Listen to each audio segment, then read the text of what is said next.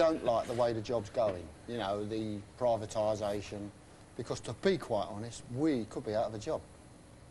I mean, everybody knows that, redundancies, you know. We do all know to look jobs. That's right, yeah, we are. I mean, who's going to employ us two silly old sods at our age? If I won the polls on Saturday, the last person I'd vote for is Neil Kinnock. I would vote Conservative, because if you've got money, I want to hold on to my money. The fact of the matter is, I haven't got any money and I'm not likely to win the polls, so I'm going to vote Labour. Because for me personally, I had it better under Labour. But we ain't done too bad under 13 years of Tory government.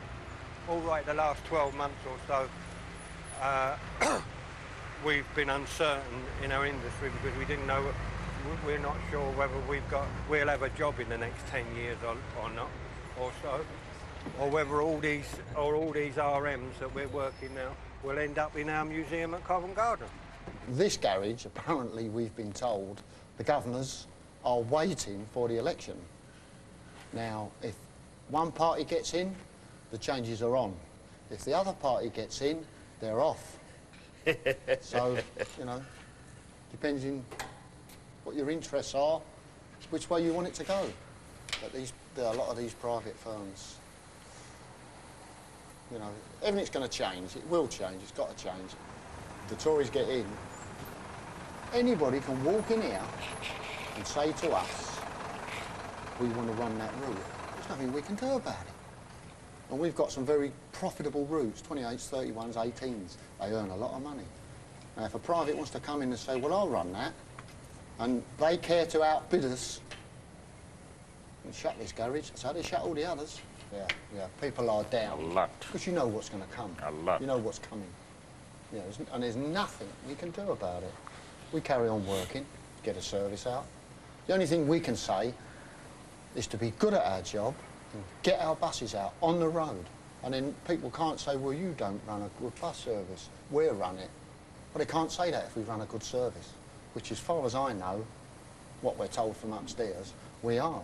But like everything else, you've got to wait and see. The big bus is taking more money than the minibus. Because since the... Well, I need to put a point in, if you don't mind.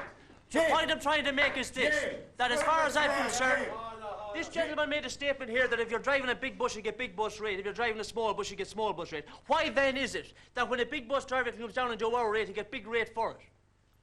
So he can drive a bus on our route, getting £3 and £4 an hour more than us. And you call that fair?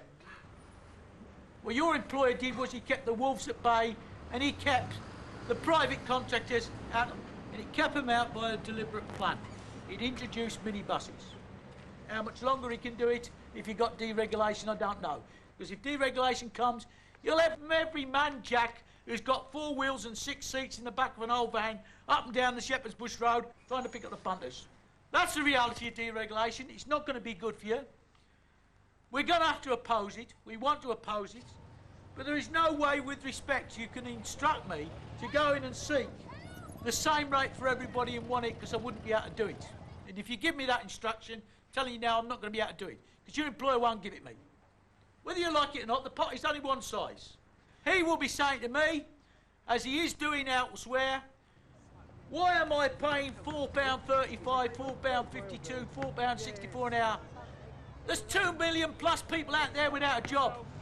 And I can advertise and I can get in as many drivers as I want at £3.95 an hour.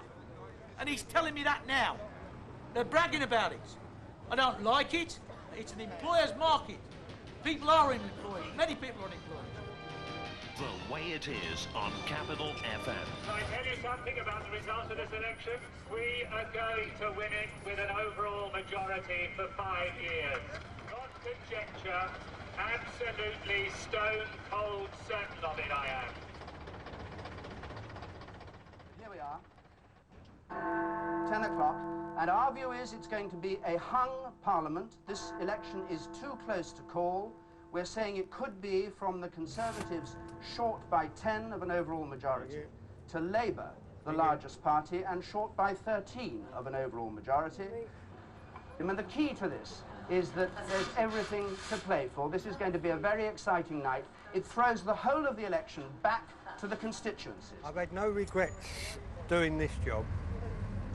But about 10 years ago, when I applied for an inspector's job, I really set my heart on it. And I suppose maybe I went asleep and my subconscious mind didn't really want me to have the job. And my old dad said, if you're happy doing the job you're doing, why change? So I said to myself, why should I change? I'll stay as I am. I'm quite happy. So you'll retire a bus conductor? I will retire a bus conductor, or I'll get made redundant a bus conductor. 24,159. So Basildon has gone Conservative again. A surprise poll in the last election. They've held on to it again now, the majority down, but a very small swing from Conservative.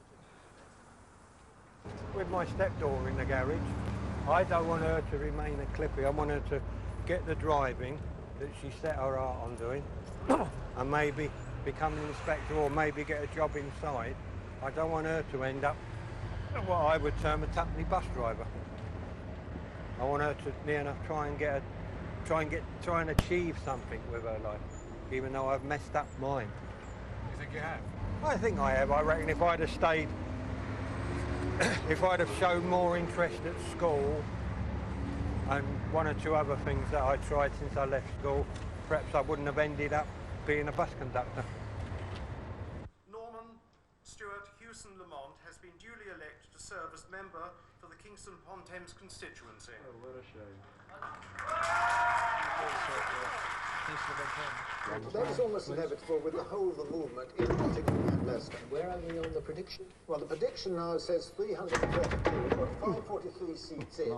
The Conservatives actually got 273 seats, whereas Labour was 332. And you can actually make allowances for odd things that can happen. Well, now Labour has gained Streatham. Keith Hill is now the member. Now that's very striking because there is a Lambeth seat. 25,000. Patton's lost his seat. He's lost there. He's lost his seat. That's a disgrace, don't lose it to the Liberals. Party chairman loses the seat. In the campaigning Oh, it looks like he's Can going you- to cry. sad indeed the loss of that. Yes, Frank Dobson, Labour's energy spokesman and one of their campaign team as well, one of the campaign strategists. No problem voting on there. He's not very happy though. You can see disappointment all over his face.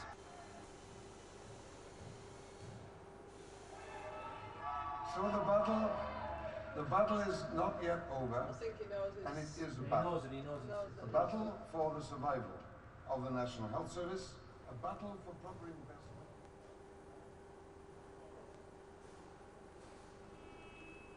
If the English people put in the Conservatives again, they deserve nothing better. They've got a majority, isn't they? If they put in the Conservatives again, they deserve nothing better, Jeff. It's as simple as that. Of my country. They don't deserve a health service. They don't deserve a decent To education come system. from this area, I'm proud to be British.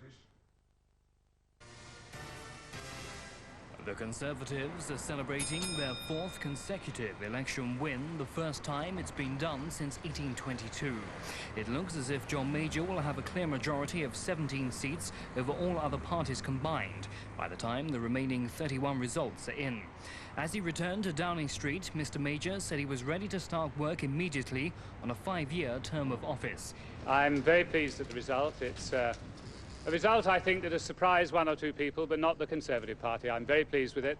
And it's nice to be back, and I look forward to what we can do there in the next 5 years.